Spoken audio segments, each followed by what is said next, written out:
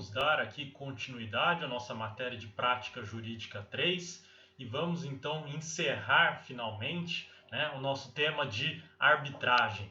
Afinal, nós já vimos aí quase toda a Lei 9.307, as suas polêmicas, as suas diversas concepções aí tanto da doutrina quanto na jurisprudência, questões também não tão polêmicas, mas talvez aí complicadas de se entender com a simples leitura da lei. E hoje então vamos encerrar falando de tutelas cautelares e de urgência, falar de carta arbitral e falar de sentença arbitral.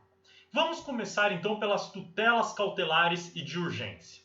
Quando eu falo de tutela de urgência, tutela cautelar, eu estou falando aqui de uma medida tomada pelo magistrado ou até mesmo pelo árbitro, para o nosso caso específico, para assegurar algum direito.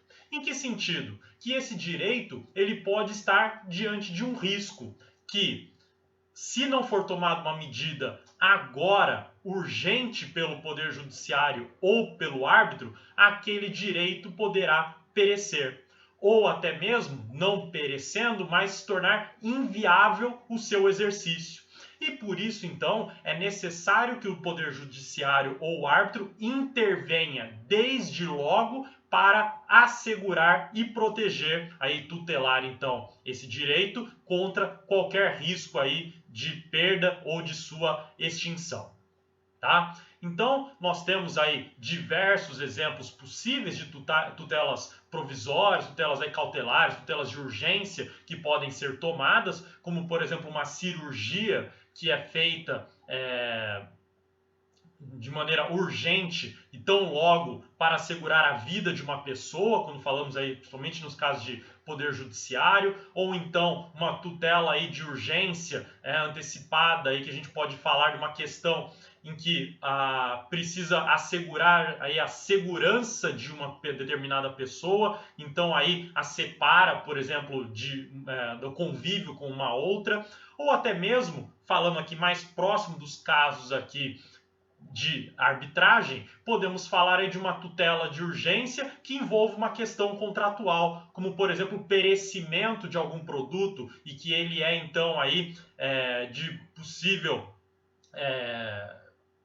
que seja possível ele estragar com o tempo, de ter o seu perecimento aí pelo seu não uso, aí por passar do prazo de validade. E por isso é preciso aí uma tutela maior sobre esse produto, ou então até para a realização de um serviço que seja considerado emergencial.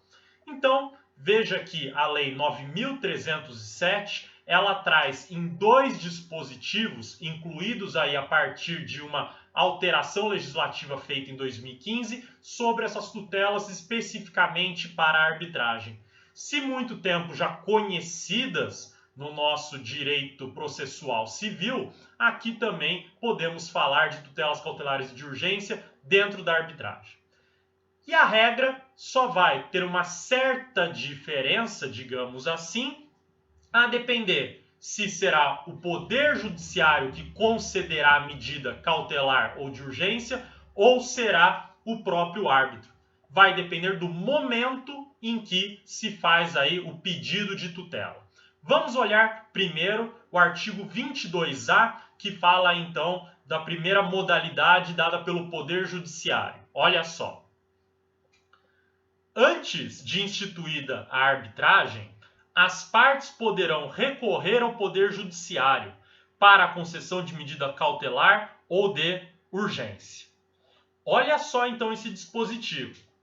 Antes mesmo de eu dar aí exercício à convenção lá de arbitragem, se eu perceber que o meu direito está em risco, que ele vai perecer, que ele pode aí sofrer um dano e que vai dificultar o meu exercício dele, eu posso já pedir ao Poder Judiciário uma medida uma medida cautelar ou de urgência. E essa medida então vai assegurar esse direito enquanto eu não dou início ao meu procedimento de arbitragem. E veja que agora o prazo para tanto está previsto lá no parágrafo único do artigo 22A. Olha só aí na sua tela. Cessa a eficácia da medida cautelar ou de urgência se a parte interessada não requerer a instituição da arbitragem no prazo de 30 dias, contado da data de efetivação da respectiva decisão. Então, olha só, pedir via judiciário uma medida cautelar ou de urgência. Daí, assim que for efetivada a decisão, ou seja, for cumprida essa decisão aí de cautela ou de urgência, começa a correr um prazo de 30 dias, veja, um prazo aí decadencial de 30 dias, para que eu requeira a instituição da arbitragem. Cuidado, não é a instituição da arbitragem em si, mas eu devo fazer o requerimento para a instituição da arbitragem em até 30 dias. Feito isso, continua produzindo efeitos a medida cautelar ou de urgência. Agora, se eu não fizer esse pedido, cessa imediatamente esses efeitos. Tá bom? Agora vamos pensar já com a instituição da arbitragem. Então, ela já instituída. Como que funcionarão, então, essas tutelas cautelares e de urgência? Aí, nós temos o artigo 22b da Lei 9.307. Olha só. 22b vai dizer o seguinte, que instituída a arbitragem, caberá aos árbitros manter, modificar ou revogar a medida cautelar ou de urgência concedida pelo Poder Judiciário. Veja aqui, então, que nós temos uma situação em que o árbitro pode intervir em uma tutela propriamente judicial, o que mostra, então, que esses meios aí alternativos de solução de litígios aí, eles acabaram relativizando, de certa maneira, aquele conceito de jurisdição que nós tínhamos originalmente, né? Que era aí, então, um monopólio do Estado. Mas e que aqui, então, há uma permissão, ainda que seja uma permissão propriamente estatal, né? De o árbitro, um particular, ele poderá então fazer a manutenção, a modificação ou até mesmo a revogação dessa medida cautelar ou de urgência, né? O que é bastante curioso, porque seria então um particular desfazendo uma decisão que seria propriamente estatal, né? Mas, veja, isso aí não há prejuízo para a nossa configuração de monopólio estatal da jurisdição, porque o Estado ele pode, então, aí dar permissões a mais ou a menos em razão das necessidades que ele verifica aí no caso concreto, né? E é uma forma também de fortalecer a atividade própria do árbitro, tá bom? Agora, isso a gente está pensando com a arbitragem sendo instituída após a decisão do judiciário. Mas e se eu preciso da tutela cautelar e de urgência quando já está em trâmite a arbitragem, já está havendo o procedimento de arbitragem? Para quem que eu vou requerer? Será para o judiciário? Aí não. Aí eu vou ter que fazer o pedido diretamente ao árbitro ou aos árbitros que estiverem aí responsáveis pela minha causa, tá? Olha aí o parágrafo único do artigo 22b. Estando já instituída a arbitragem, a medida cautelar ou de urgência será requerida diretamente aos árbitros, tá bom? Muito bem. Com isso, então, podemos passar para o nosso próximo tema, que é a chamada carta arbitral. E a carta arbitral está no artigo 22c da Lei 9.307 e também foi incluído aí em 2015 pela Lei 13.129. E o que se trata essa carta arbitral? A carta arbitral é um mandamento que se faz aí em favor feito pelo árbitro, melhor dizendo, e que daí direcionado a um órgão jurisdicional para que esse órgão jurisdicional pratique ou determine o cumprimento de algum ato que seja solicitado pelo árbitro. Então nós temos aqui, nessa ideia da carta arbitral, o árbitro ou o tribunal arbitral requerendo ao órgão jurisdicional, a um juiz, a um magistrado, ou seja, para o Estado, então, que pratique ou determine o cumprimento de algum ato que ele entenda aí que seja necessário, tá? E que ato que pode ser esse aí interessante para a carta arbitral? Temos vários exemplos, tá? Nós temos aí, por exemplo, uma condução coercitiva de testemunha.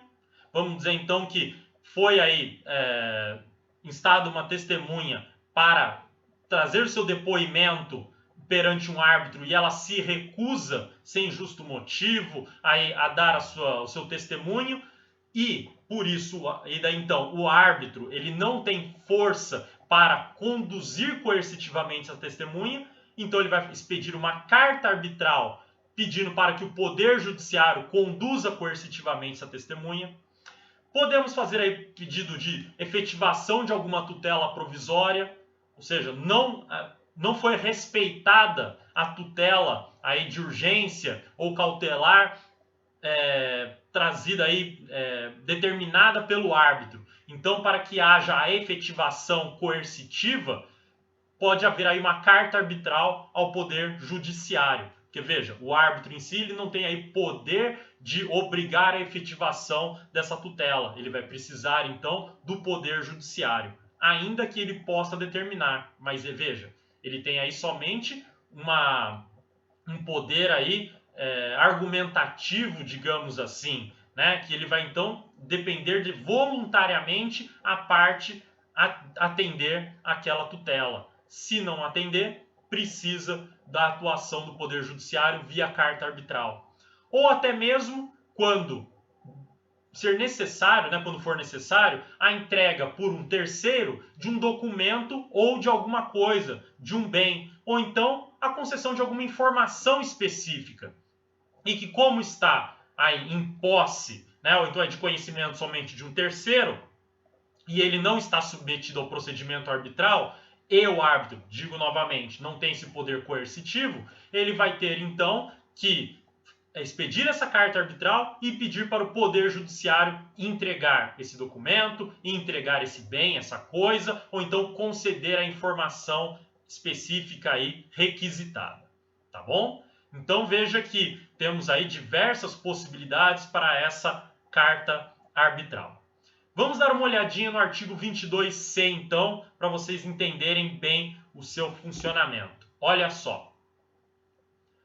O árbitro ou tribunal arbitral poderá expedir carta arbitral para que o órgão jurisdicional nacional pratique ou determine o cumprimento, na área de sua competência territorial, de ato solicitado pelo árbitro. Veja que o artigo 22C, ele só faz alguns destaques aqui, que, obviamente, ele pode só solicitar para o órgão jurisdicional nacional, né? Afinal, aí, estrangeiro não estaria submetido à nossa jurisdição, às nossas regras, então, obviamente, nacional. E na área de sua competência territorial, porque nós temos que respeitar também as regras de competência estipuladas para os órgãos jurisdicionais, né? Eu não posso expedir uma carta arbitral para o juiz lá de Salvador para que cumpra uma decisão aqui em Campinas. Então aí eu tenho que respeitar também essa competência territorial, tá bom? Muito bem. Uma dúvida que pode se ter. Qual é a formalidade? Como que se deve expedir essa carta arbitral? Veja que não existe na nossa lei 9.307 os requisitos necessários para essa carta. Então aqui nós precisamos nos valer de analogia, né? Nós precisamos nos valer aí então de uma outra regra semelhante e que possa talvez preencher essa lacuna. E a regra que nós podemos nos utilizar aqui é do artigo 260 do Código de Processo Civil, que vai tratar aqui dos requisitos das cartas de ordem, a carta precatória e carta rogatória. Olha só o artigo 260. São requisitos das cartas de ordem, precatória e rogatória: 1. A indicação do juiz de origem de cumprimento do ato. 2. O inteiro teor da petição, do despacho judicial e do instrumento do mandato conferido ao advogado.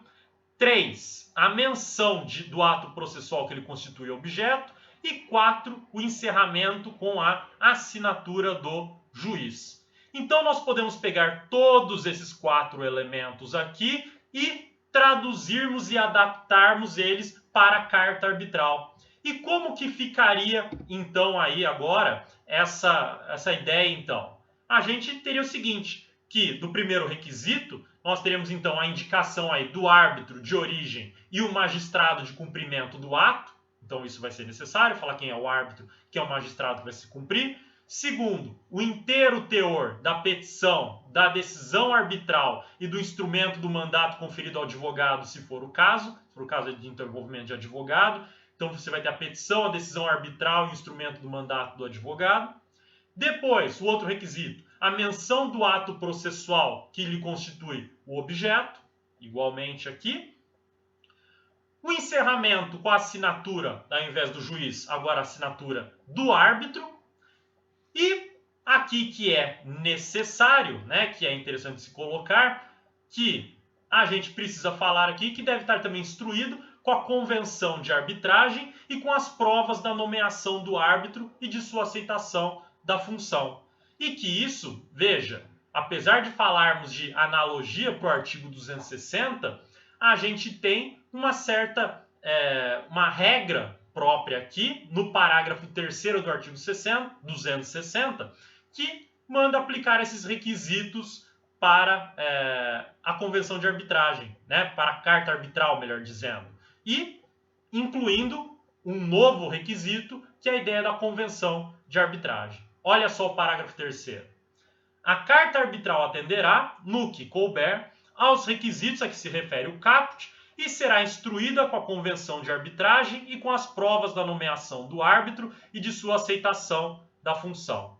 Então veja, além da indicação do juiz e do árbitro, além da petição, da decisão arbitral e do mandato do advogado, além da menção do ato processual que constitui objeto e da assinatura do árbitro, eu preciso também juntar aí a convenção de arbitragem e as provas de nomeação do árbitro e a sua aceitação da função, tá bom? Então, são todos esses aí os requisitos, certo?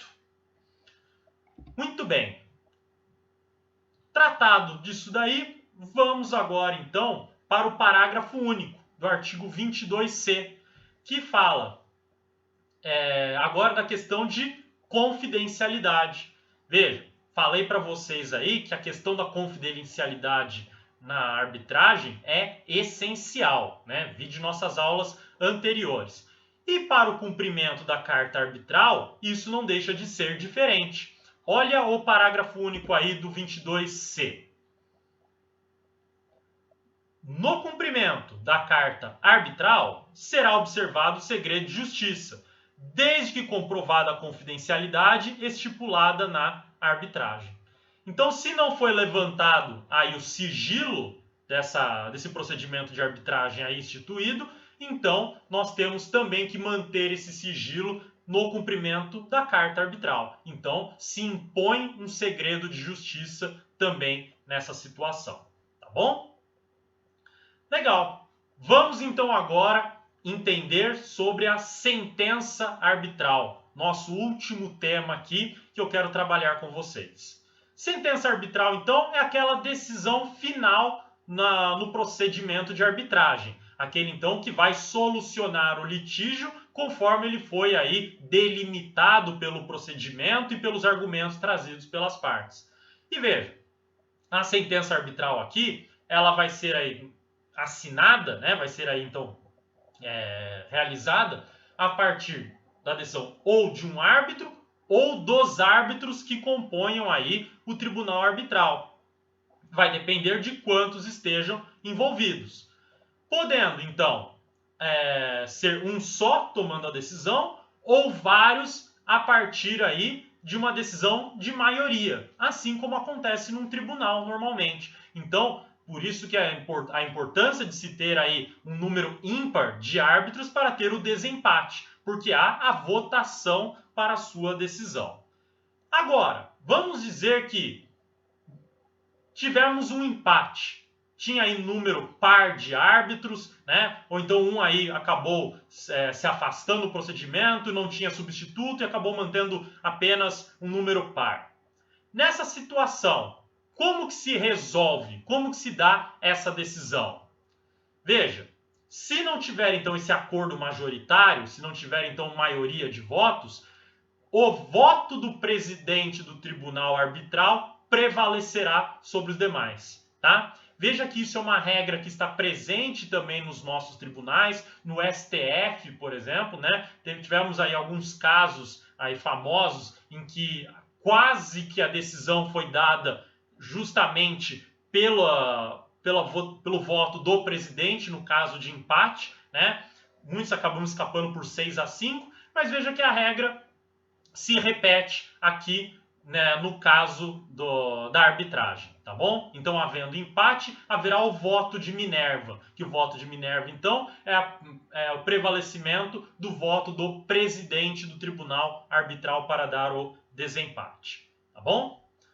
Outro detalhe, havendo essa divergência de votos, aquele que for voto vencido pode declarar seu voto em separado, tá? O que significa isso? Que ele pode expor os seus argumentos aí separado da maioria, dizendo por que ele não concorda, tá? Só para constar que ele não está aderindo à vontade da maioria. Isso se ele quiser. Senão, ele pode acompanhar aí a maioria e não trazer os seus argumentos próprios divergentes, tá bom?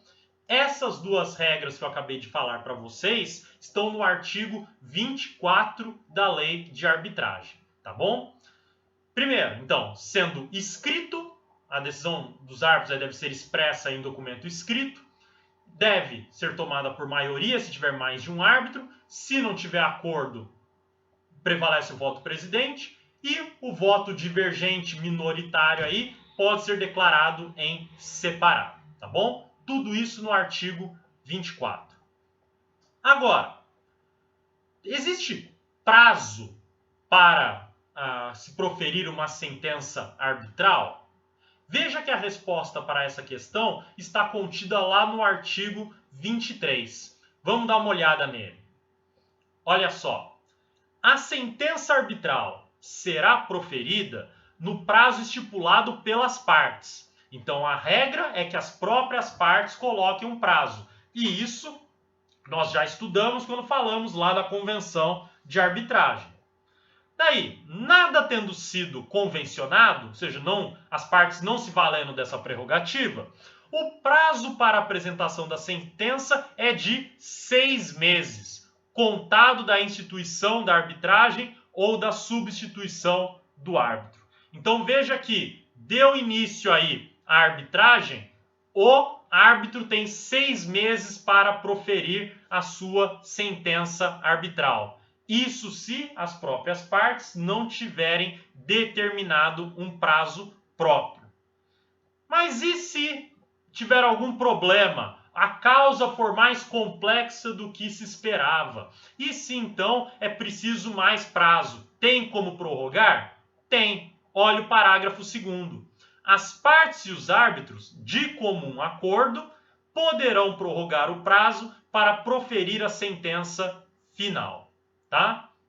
Então, veja que a regra é que as partes estipulam prazo, nada tendo estipulado tem então 6 meses contado da instituição da arbitragem ou da substituição do árbitro, e se precisar de um tempo a mais, de comum acordo de todos, ou seja, as partes e os árbitros, pode haver prorrogação desse prazo. Bom? Agora, vamos imaginar o seguinte.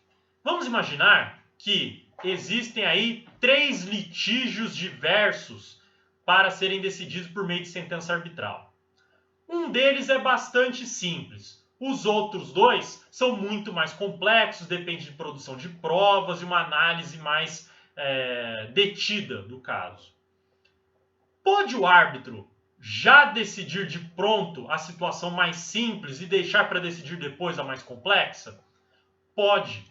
com a mudança aí da Lei 13.129 de 2015, é possível que os árbitros profiram aí sentenças parciais. Ou seja, antes mesmo do encerramento, de se chegar ao final, ele já pode decidir uma das questões, algum mérito da questão, né? Então ele vai lá e decide aquela causa mais simples, e as mais complexas, o procedimento continua caminhando. Isso aí acabou seguindo, de certa maneira, uma tendência que já estava sendo pensada para o Código de Processo Civil, de possibilidade aí de sentença também parcial, sentença parcial de resolução de mérito, tá? Mesma coisa, aqui pensando para o caso dos árbitros.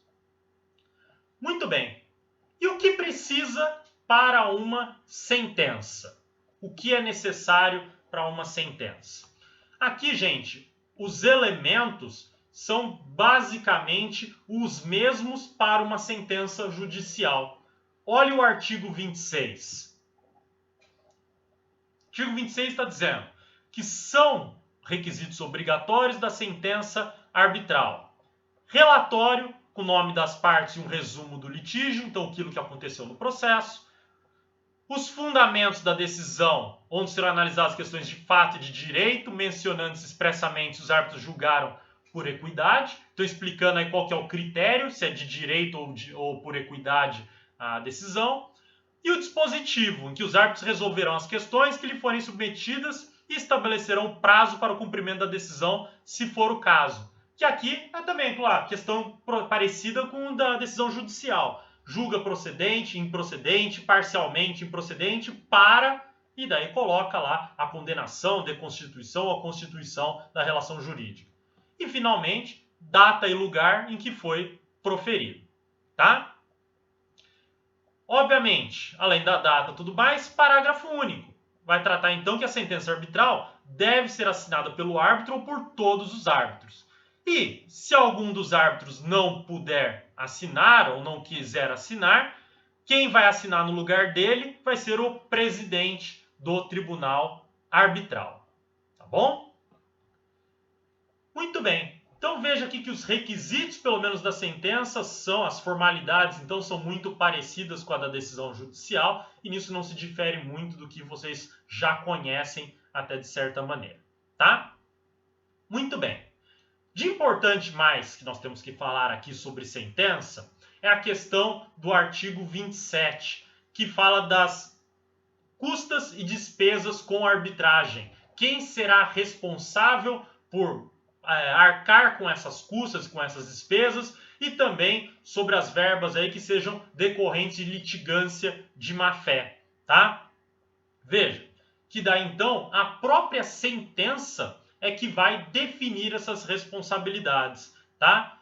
Verificando o que foi disposto na convenção de arbitragem, se foi aí dada a responsabilidade para uma parte ou outra, exclusivamente, ou houve aí um rateio nessa responsabilidade dessas custas, então vai depender de como a convenção de arbitragem determinou isso, ou até mesmo, se for dado isso a essa atribuição de responsabilidade à própria legislação, podemos seguir as regras do processo brasileiro. Aquele que for derrotado, né, então arcará com as custas e despesas da arbitragem, assim como acontece no processo judicial. Tá bom? Olha o artigo 27. A sentença arbitral decidirá sobre a responsabilidade das partes acerca das custas e despesas com arbitragem, bem como sobre verba decorrente de litigância de má-fé, se for o caso, respeitadas as disposições da Convenção de Arbitragem, se houver. Tá bom? Muito bem. Falei também para vocês que é possível a conciliação durante o procedimento arbitral. Sempre é possível conciliar.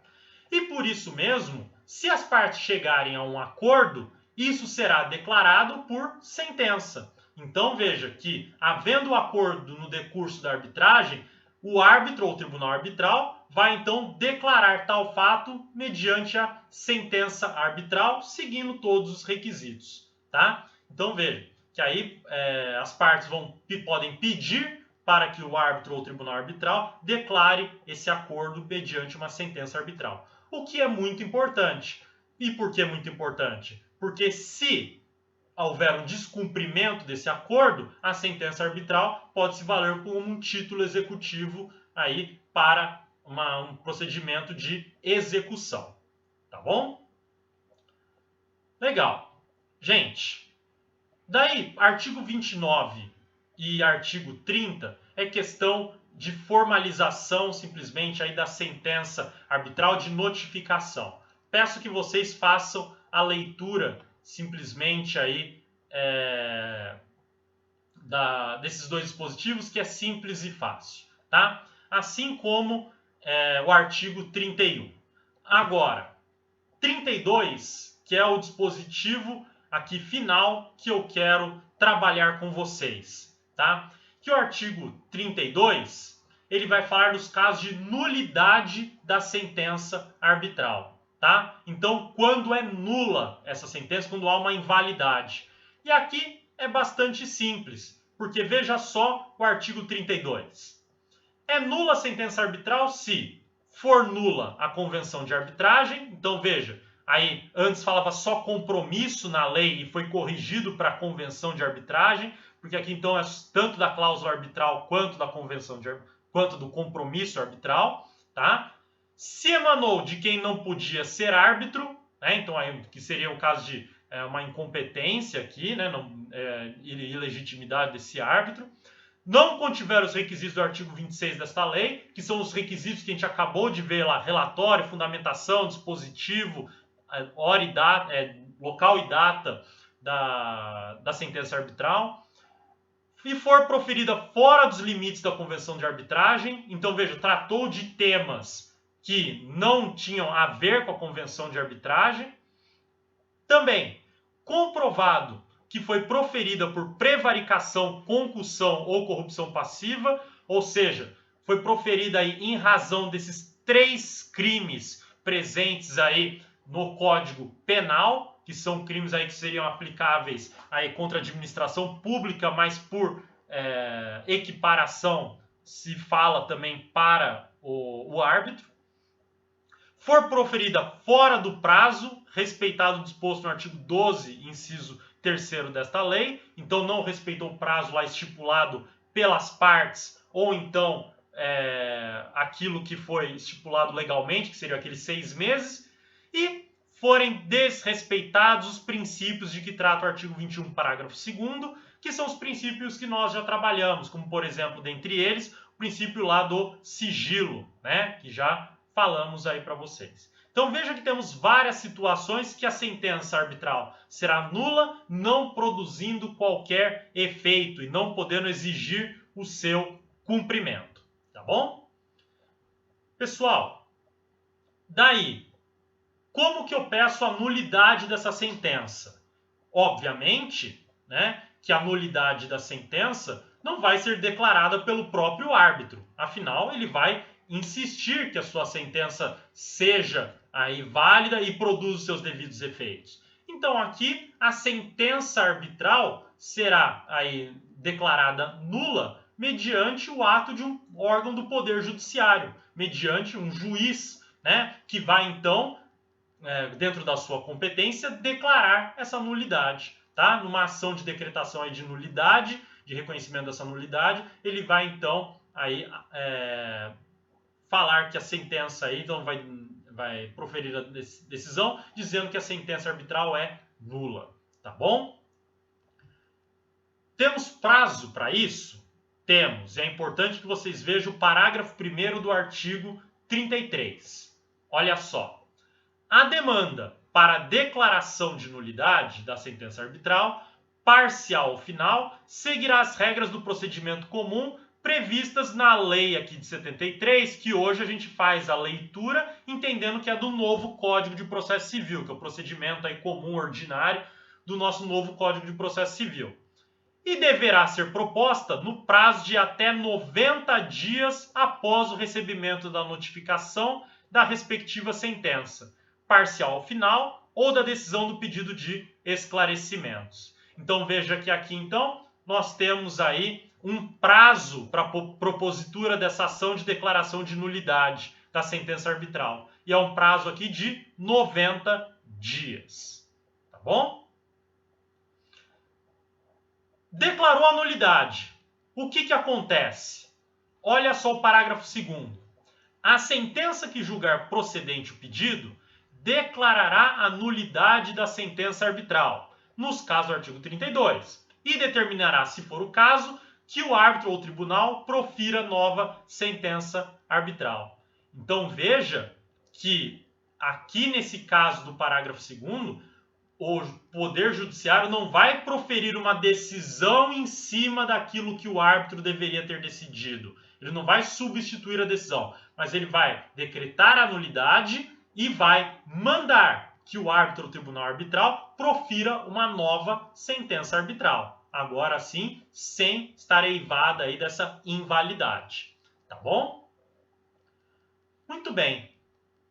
E para encerrarmos de vez aquilo que eu tinha para falar com vocês aqui, parágrafo 4º. Parágrafo 3º fala questão só de processo de execução, que não nos interessa nesse momento, inclusive pelo momento que estamos aqui no curso. Então vamos para o parágrafo 4º, que vai dizer que então a parte interessada poderá ingressar em juízo para requerer a prolação de sentença arbitral complementar. Se o árbitro não decidir, todos os pedidos submetidos à arbitragem.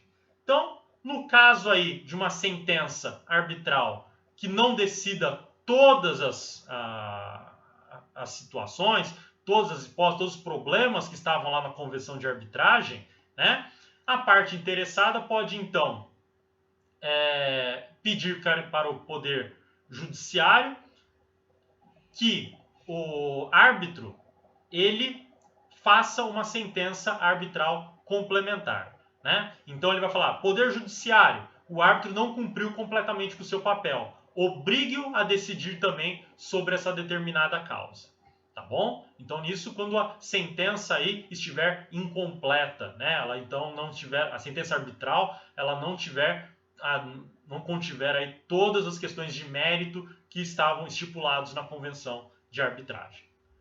Ok, pessoal? Então, essa aí era a nossa matéria então de prática jurídica 3. Era o que eu tinha aí para trabalhar com vocês. Espero que tenham gostado, tá? Como eu disse para vocês desde o início do semestre, são meios muito válidos e muito interessantes: mediação, arbitragem, negociação, conciliação, para uma solução mais célere, né, da sua causa. E que interessa não só as partes para a solução do seu litígio, como também é interessante para os advogados, porque os advogados então terão aí uma causa encerrada mais rápido e, para falar de fins aí monetários, né, teremos o recebimento dos honorários muito mais rápido. E daí então teremos aí uma facilidade maior, né, uma maleabilidade maior nos procedimentos e talvez até uma especialização maior para a decisão das causas. Então vale a pena, na sua atuação, sempre considerar falar de arbitragem, mediação, conciliação, negociação, propor isso para o seu cliente e para a parte adversa, tá? E tentar aí então evitar a litigiosidade extrema, cansativa, exaustiva do poder judiciário, do procedimento judicial. Ok? Muito obrigado então a todos aí e ficamos por aqui e até uma próxima oportunidade. Até mais, gente!